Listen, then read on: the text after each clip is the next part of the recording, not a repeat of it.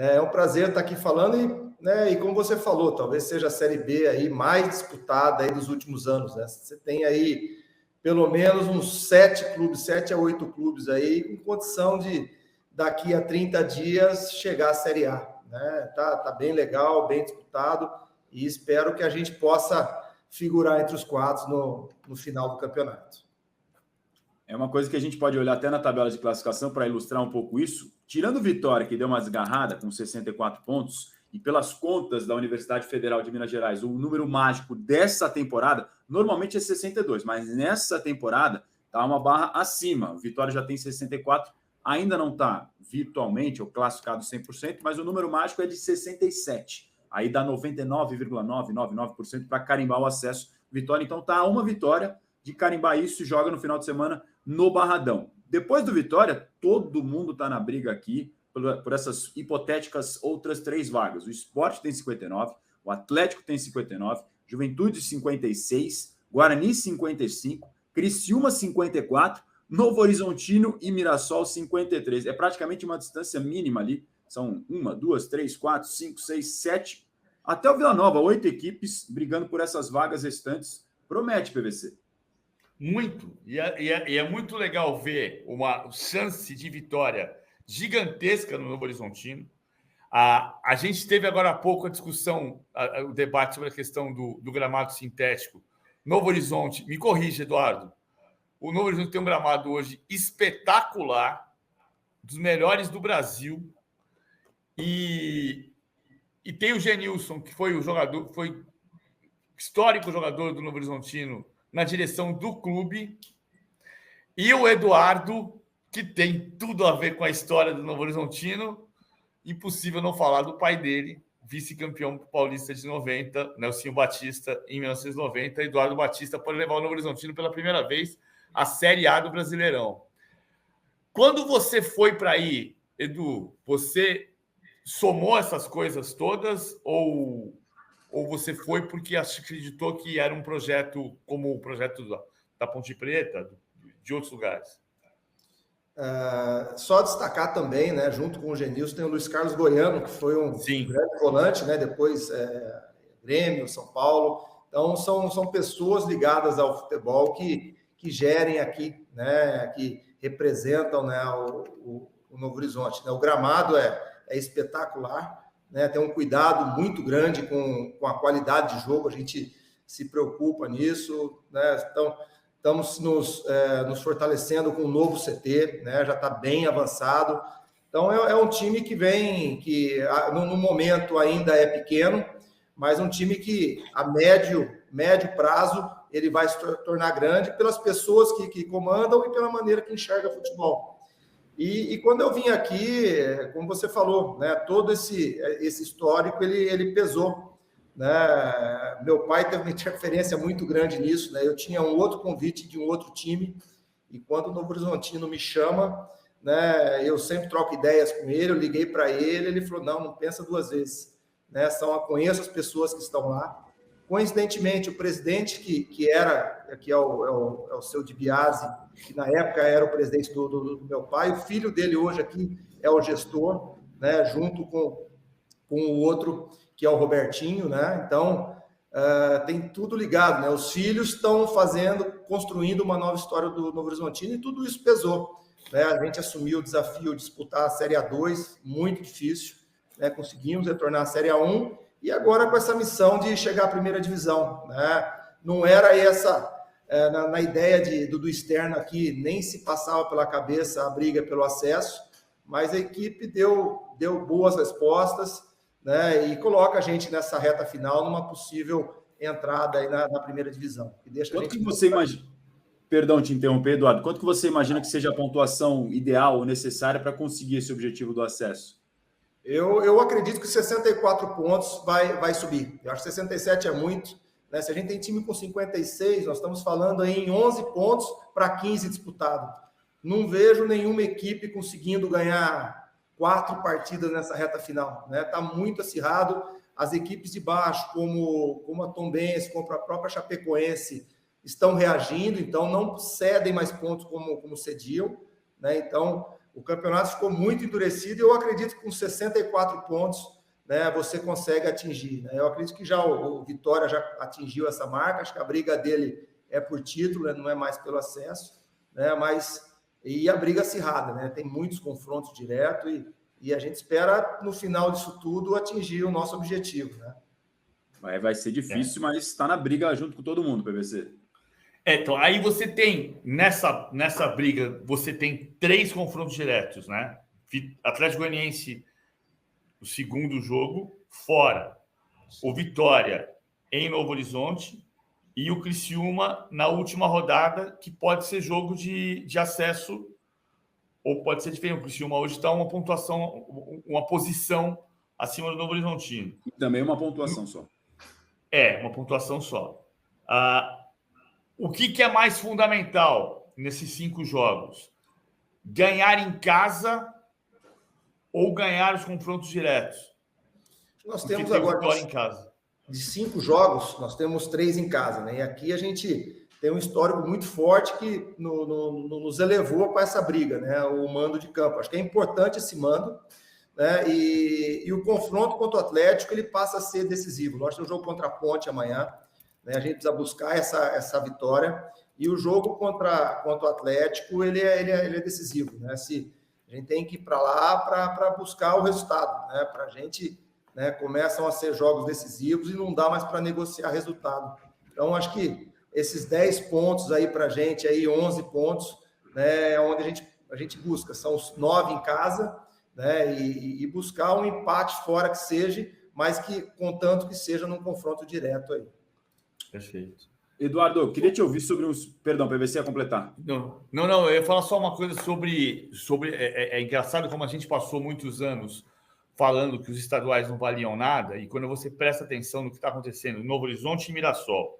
O que é Novo Horizonte e Mirassol? É São José do Rio Preto. Né? Novo Horizonte está ali a 1 hora de São José do Rio Preto, Mirassol é um bairro de Rio Preto. Quando você pensa no potencial desses clubes, é claro que tem muito potencial no Vitória, o esporte é uma tradição do futebol brasileiro, mas olha o campeonato que é possível fazer pelas regiões do estado de São Paulo, e a riqueza que existe ali. Então, você tem Ribeirão Preto, que é uma região riquíssima, que teve Botafogo Comercial. O Botafogo está na Série B, mas não vai subir. Você tem Rio Preto. O América era um time... O Razan é mais novo, Eduardo. Sim. O Razan não vai lembrar que quando ia jogar Corinthians e América em Rio Preto, você postava do lado da tabela assim, 0 ponto, porque não ia fazer ponto em Rio Preto. Aí construíram o estádio Benedito Teixeira e o América acabou. Muito da força do América era o estádio que era um alçapão. E o América desapareceu. Mas, em compensação, você tem Mirassol e Novo Horizonte, que é dessa região. Ainda tem Guarani e Ponte Preta. O Guarani brigando para subir. A Ponte dessa vez não. Mas a Ponte caiu em 2016. Então, tem São José, Vale do Paraíba, tem uma condição de ter um time forte de novo, como teve nos anos 80 e 90, que o São José jogou Série A. Então, tem muito potencial para fazer coisa boa. Não, primeiro, acho que a gente destacar o trabalho da Federação Paulista, né, com o Reinaldo e com o Mauro Silva. Né? É um trabalho muito sério, onde eles fortalecem o interior. Né? Então, o Campeonato Paulista ele é muito forte, e você propicia que essas equipes comecem a ganhar corpo, né? Comecem a ter uma renda melhor, começam a trabalhar, e é obrigatório, né? No Campeonato Paulista, de maneira nenhuma, você com um campo ruim, você vai disputar, a Federação Paulista veta, então ela dá condição para tudo isso. Então, esse crescimento do futebol de São Paulo, né, se deve também a isso e à competência de todos que estão aí, né? E ainda... Né, você nem falou ainda dos grandes, né? O Campeonato Paulista hoje, né, tem mais o Bragantino, tem mais os grandes da capital, né? O Campeonato Paulista ele praticamente é uma Série A e B. Acho que tem cinco equipes que jogam a Série A do brasileiro, mais 5 que jogam a Série B. Então é um campeonato muito disputado, rentável, organizado, né, e que propicia times a crescer. Tanto é que, né, você vê times aí como Novo Horizontino, como Mirassol, né, à frente de Ceará, à frente um Vila Nova, né, que são de capitais, que têm grandes investimentos, né? Então, esses times vão ganhando força e trabalhando no cenário nacional aí. Essa distribuição de forças dos paulistas nas divisões A e B já mostra muito desse equilíbrio que é o campeonato estadual aqui de São Paulo, realmente. Eduardo, queria abordar contigo sobre um momento que deve ter sido especial para você, sendo ovacionado pela torcida do Sport há cerca de 2 meses, mais ou menos, e você declarou todo o seu carinho. Como é que foi viver aquele momento especificamente de uma torcida de um time, claro, não é mais o seu time, mas que mostra a gratidão? Cara, foi um dia muito especial, né, Marcelo? Assim, eu tenho um carinho muito grande pelo esporte, nunca escondi, né? O esporte, ele nos dá a mão em momentos difíceis, tanto a mim quanto a meu pai, e a gente sempre retribuiu com resultados, com trabalho, com carinho, né? Então, quando a gente pode voltar um dia, né, e ser ovacionado como a gente foi, é motivo de orgulho, de satisfação e de missão cumprida, né? Se a gente tem que deixar algum legado, eu tenho certeza que no esporte a gente deixou um legado importante, com grandes conquistas, né, com grandes amigos, né? E é um time que eu tenho um carinho muito grande e a expectativa de poder voltar um dia e fazer mais um grande trabalho lá. Aqui no nosso chat chegou uma pergunta do Cláudio Vasconcelos. Eu vou contextualizar ela só com dados referente à tua passagem pelo Palmeiras. Você chega em dezembro de 16, depois do título do Campeonato Brasileiro, comanda o time em 23 jogos, 14 vitórias, 4 empates, 5 derrotas, 66,6% de aproveitamento. Não foi derrotado jogando em casa, com 8 vitórias e 2 empates. E aí o Cláudio Vasconcelos faz a seguinte pergunta. Sua passagem pelo Palmeiras foi curta. Se você tem algum arrependimento ou algo que ficou daquela passagem pelo Palmeiras, ele manda a pergunta aqui no nosso chat, Eduardo. De maneira nenhuma, né? Eu sou mais um admirador do Palmeiras, tenho só agradecimento, né, à oportunidade. Eu vejo também como um grande trabalho, né? A gente, mesmo em pouco tempo, a gente atingiu algumas metas importantes, né?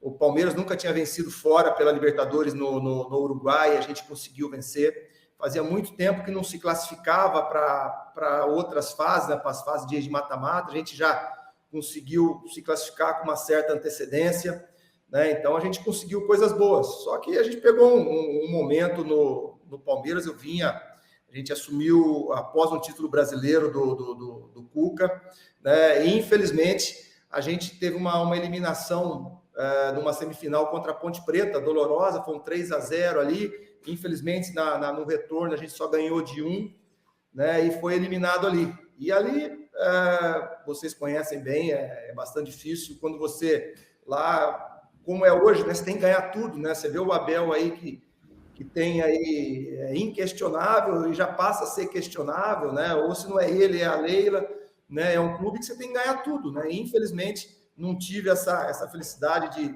de ter passado aquele jogo, disputado uma final e, quem sabe, ganho, né, para ter uma sequência. Mas não me arrependo de nada, sou muito grato a tudo que eu fiz, tenho certeza que era uma missão, e o PVC estava lá com a gente, né, PVC?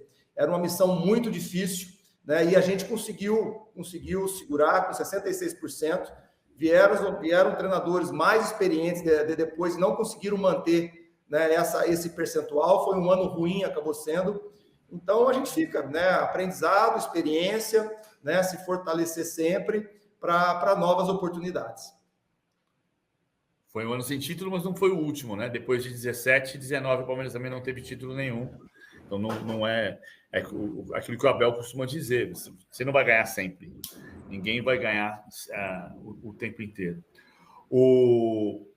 Outra questão que eu queria voltar, assim, não tem muito a ver com vocês, mas, assim, ao mesmo tempo, eu sei que você estava naquele momento. O Santos tomou o 7-1 essa semana, e naquela época do 7-1 do Corinthians, dizia-se muito que o problema era do ambiente.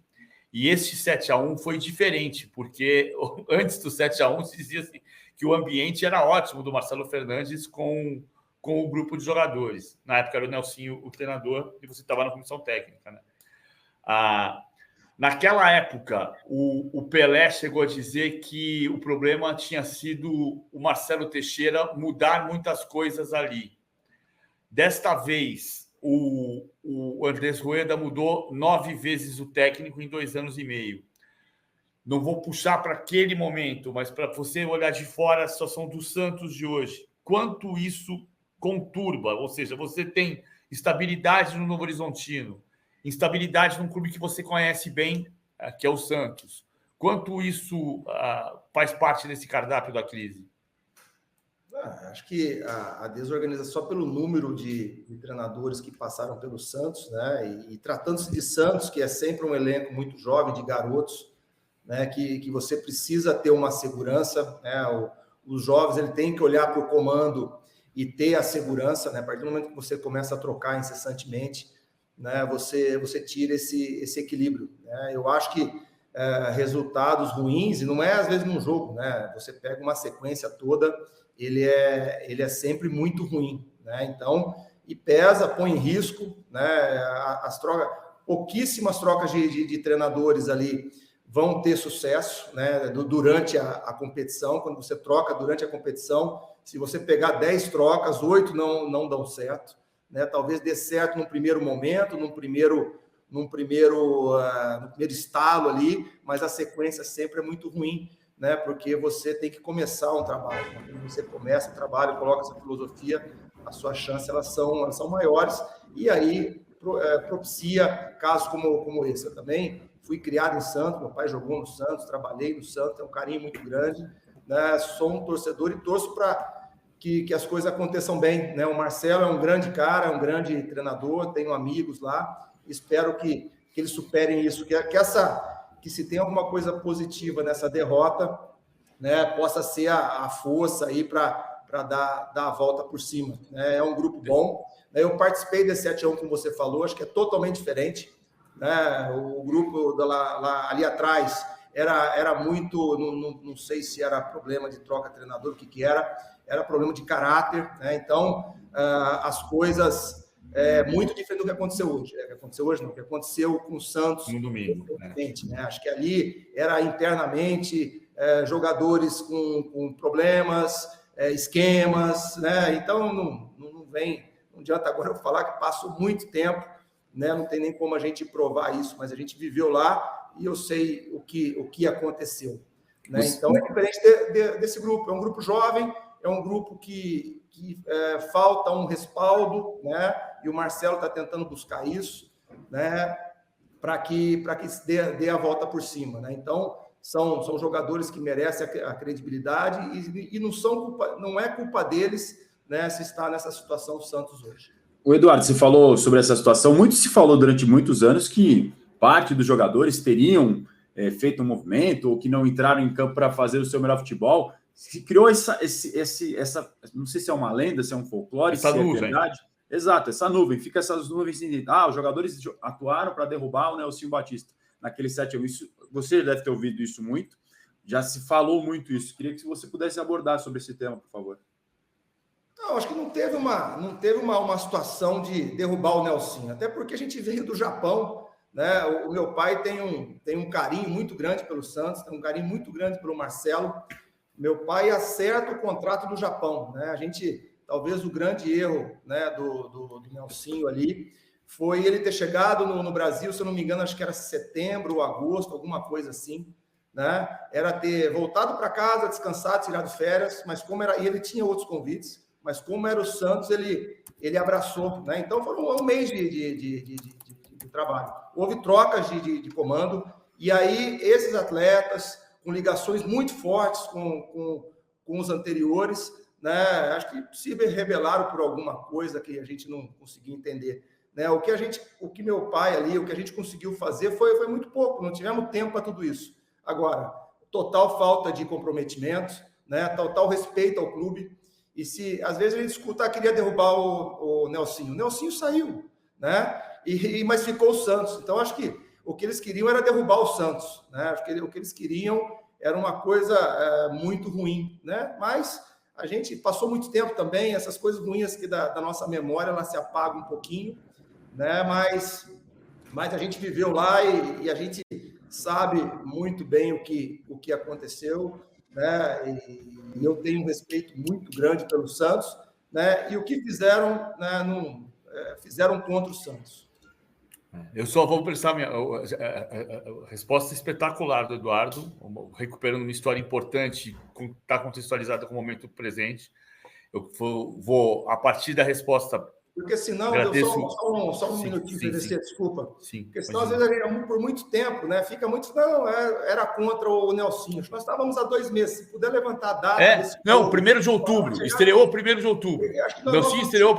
Vocês estrearam 1º de outubro. Chegaram em setembro, estrearam 1º de outubro contra o Fortaleza. Então, assim, e aí foi 6 de novembro. Né? Foram 36 dias. O problema era assim, era uma névoa muito grande, né? Muita dúvida, né? Era uma folha salarial estupenda, né? Fora dos padrões brasileiros da época, né? E não deu, eu falei, Nelson, não. O problema aconteceu contra o Santos, né? Com alguns compromissos que alguns tinham. Então, assim, nenhum momento nós sentimos que queria derrubar o Nelsinho, de maneira nenhuma.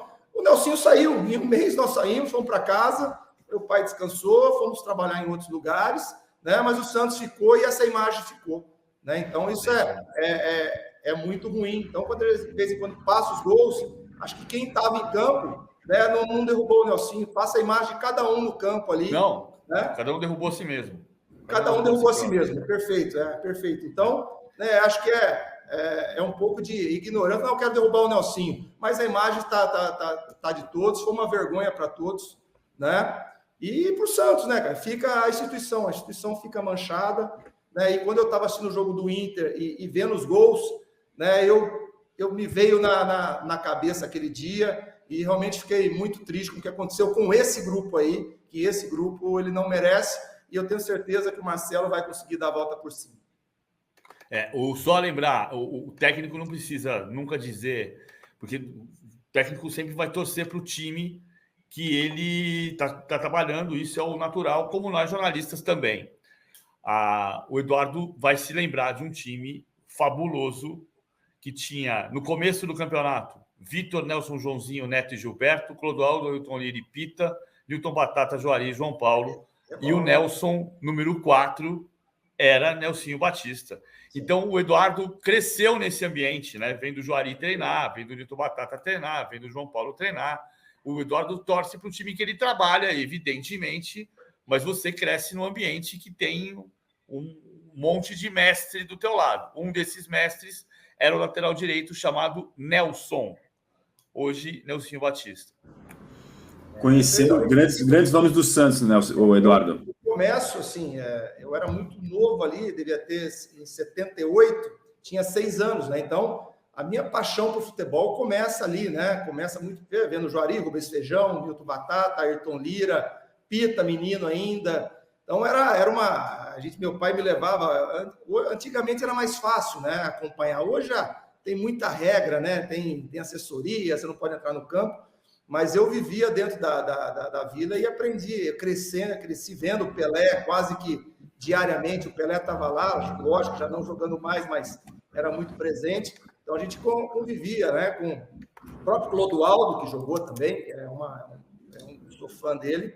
Então a gente conviveu com essa turma e o carinho ele vem lá de trás, né, PVC? Ele vem lá de trás, é raiz e não quer dizer torcer ou não, né? Não, é carinho e boas lembranças. É isso. O Pelé que completaria agora na última segunda-feira, 23 de outubro, 83 anos de vida. A triste coincidência para o Santos é que isso foi no dia seguinte exatamente a essa goleada pesada sofrida por um Internacional de 7-1. O PVC a completar. O Nelsinho passou a ser Nelsinho. Estou falando do Nelsinho muito aqui, porque a gente tem que falar do Eduardo. Mas a gente está falando do Nelsinho porque também é uma homenagem a um grande técnico do futebol brasileiro, primeiro técnico campeão brasileiro pelo Corinthians, e um dos 8. Apenas 8 pessoas trabalharam nos 4 grandes clubes de São Paulo como técnicos.